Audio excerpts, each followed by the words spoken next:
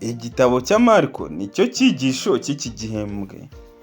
Insanganyamatsiko y'iki cyumweru iragira iti amakimbirane. Ariko icyo kwibukwa kiraboneka mu gitabo cya Mariko igice cya 2 umurongo wa 27 ndetse n'umurongo wa 28. Hagira hati, arababwira ati, isabato yabayeho ku bw'abantu, abantu sibo babayeho ku bw'isabato. Nicyo gituma umwana w'umuntu ari umwami w'isabato nayo. Aya niyo magambo tujye kuzirikana cyane muri iki cyumweru ubwo tujye kujya twiga ingingo ku yindi. Aya niyo magambo tujye kujya tuzirikana cyane. Ariko kuri uyu wa mbere dufite ingingo ifite umutwe ugira uti akiza wari ufite ubumuga bw'ingingo. Akiza wari ufite ubumuga bw'ingingo. Ndakwinginze mbere ko tujya mbere muri iki cyigisho dusenga Imana. Uwiteka mwami Imana, Mana ishobora byose, turakwinginze kugira ngo ubane natwe muri iki cyigisho cyacu cy'uyu munsi. Mwuka wawe wera azatwiyoborere kugira ngo abane natwe mu cyigisho cy'uyu munsi. Ibyo nibyo tugusabiye ubuntu mu izina rya Yesu Kristo umwami wacu. Amena. Akiza wari ufite ubumuga bw'ingingo.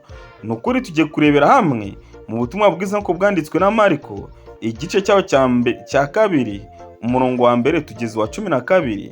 Niki uyu muntu wari ufite ubumuga bw'ingingo cyangwa se wari ikirema yashakaga igihe bamuzaniraga Yesu?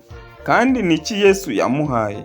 Ndakwinginze duhurire muri Bibiliya yacu turebe igice cya 2 cya Mariko, turebere hamwe umurongo wa 1 tugeze wa 12, aho hari amagambo avuga ati, umutwe w'amagambo uravuga ngo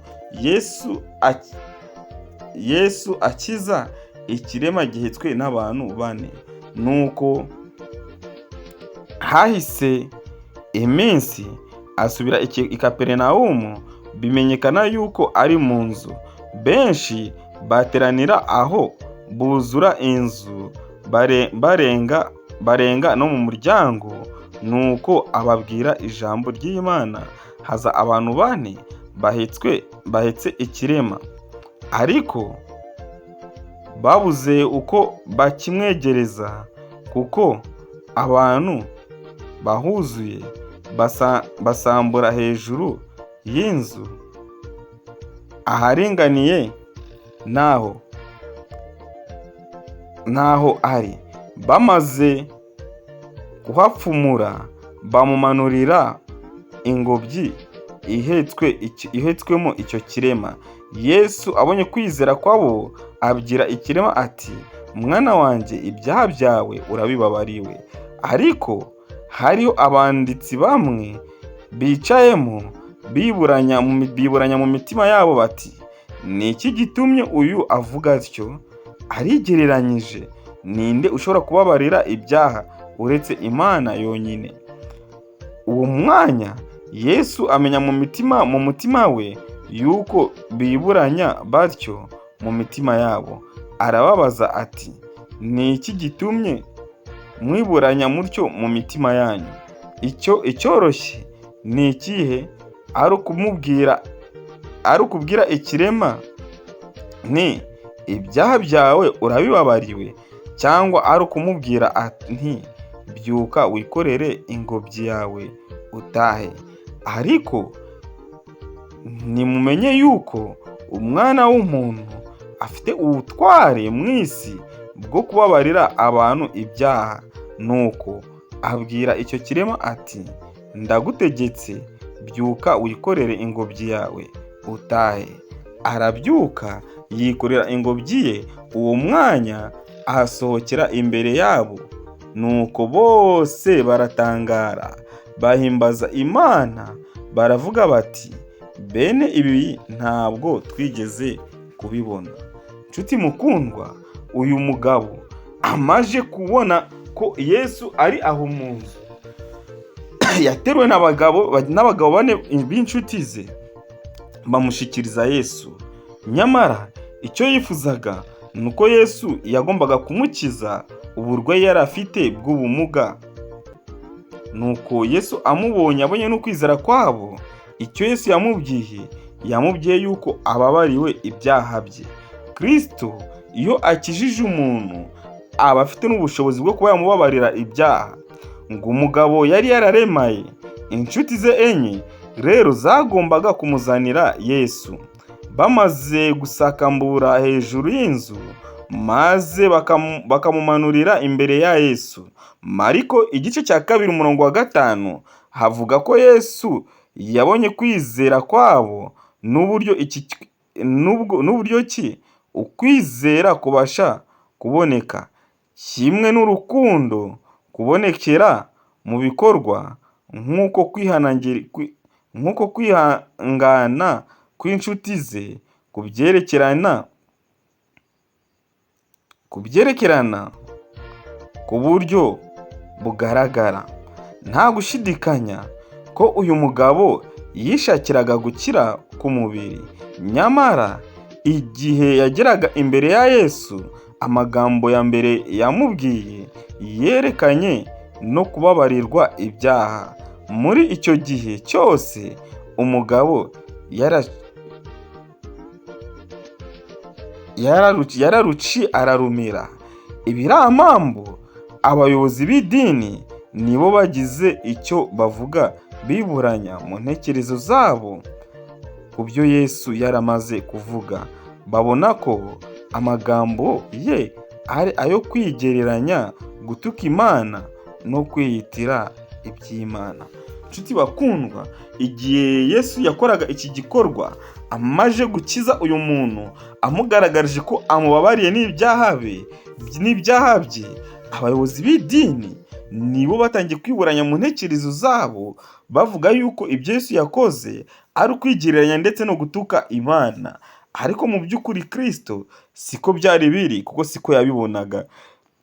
Yesu aba ahuye nabo bamugishaga impaka muri iyo mitekerereze yabo, akoresha imvugo y'umwigisha wa Kiyahudi, ashingiye ku kwemeza undi igitekerezo cyawe. Amagambo yawe cyangwa se amagambo yawe ariyo yitwa kuva ku ngingo yoroheje ujya ku ngingo ikomeye. Ni ikintu kimwe kuvuga ko uyu muntu ababariwe ibyaha bye, n'ikindi kintu kandi kubwira uwo muntu waremaye ngo agende. Niba Yesu abasha gutegeka uyu muntu akagenda ku bw'ubushobozi bw'Imana, ni ukuvuga rero ko ubushobozi bwe bwo kubabarira ibyaha kutagibwaho impaka. Mu by'ukuri Kristo niba ashobora kubwira uyu mugabo ko ababariwe ibyaha bye, niba ashoboye kumubwira ngo yikorere uburiri bwe agende, cyangwa se agende bigakunda, ni ukuri n'ubushobozi bwo kumubwira ko ababariwe ibyaha bye ntabwo bikwiye kugishwaho impaka, kuko ibyo byose ni ubushobozi Kristo yavanaga ku Mana. Rero reka nshuti mukundwa nkurarikire kugira ngo tujye muri Mika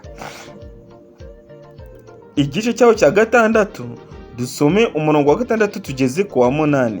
Ni buryo ki iri somo ridusobanurira ibyabaga hagati ya Yesu n'abayobozi? Mbese ni buryo ki iri somo ridusobanurira ibyabaga hagati ya Yesu ndetse n'abayobozi? Reka nshuti mukundwa duhurire mu gitabo cya Mika igice cyaho cya 6, dusome umurongo wa 6 tugeze ku murongo wa 8.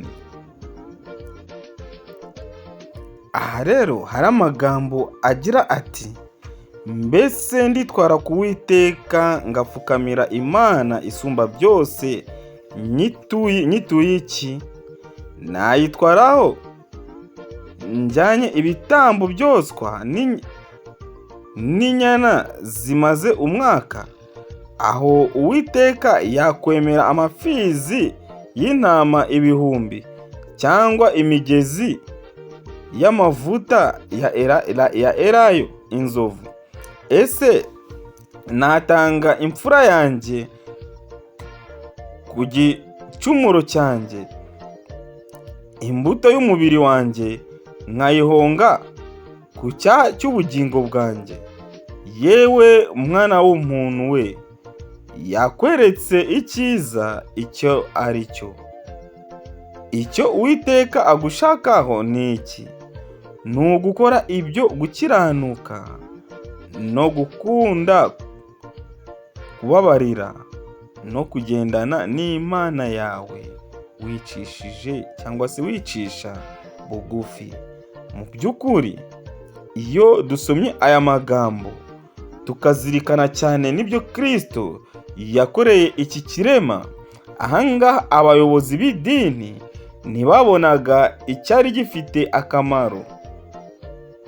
Ubutabera, imbabazi no kugendana n'Imana wicishije bugufi mu gutwarwa no gusobanura imyumvire yabo y'uko bazi Imana. Bari barahumye ntibabashe kubona ibikorwa Imana yakoreraga,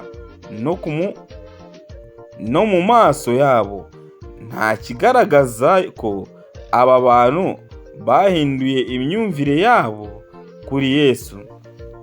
Nubwo ndetse yabahaye ikirenze igihamya kibamenyesha yuko Yesu yavuye ku Mana, ntiyaberetse gusa ko abasha gusoma ibiri mu ntekerezo zabo byigaragaza ubwabyo, ahubwo yanakijije uyu muntu wari urwaye cyangwa se wari uremaye imbere yabo ku buryo batashoboraga kubihakana.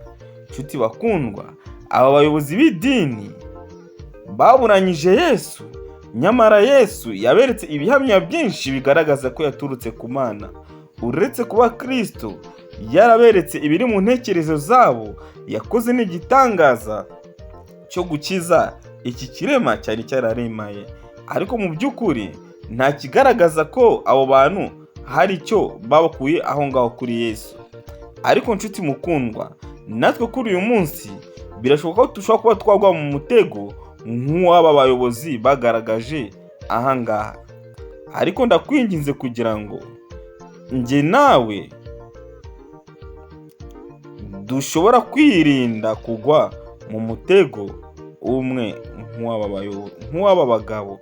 Mu by'ukuri natwe njye nawe tukwiye kwirinda uburyo bwose twagwa mu mutego nk'uw'aba bagabo baguyemo, gutwarwa n'iby'idini bigaragarira inyuma kugeza aho aba bagabo babaye impumyi, ntibite ku bifite akamaro by'idini y'ukuri. Mu by'ukuri dukwiye kwirinda kureba ku by'idini gusa by'inyuma, ariko bikaba byatubuza kuba ibyatugirira akamaro ku bigendanye n'iby'idini y'ukuri. Nanjye nawe rero, kugira ngo icyatuma twese twinangira mu mitima yacu bikatubuza kumva ubutumwa bwa Kristo tubyivanemo, ahubwo Mwuka w'Imana atubashishe gusobanukirwa n'ijambo ryose riva mu kanwa ka Yesu, nibyo byabasha kutugirira akamaro kuri uyu munsi wa none.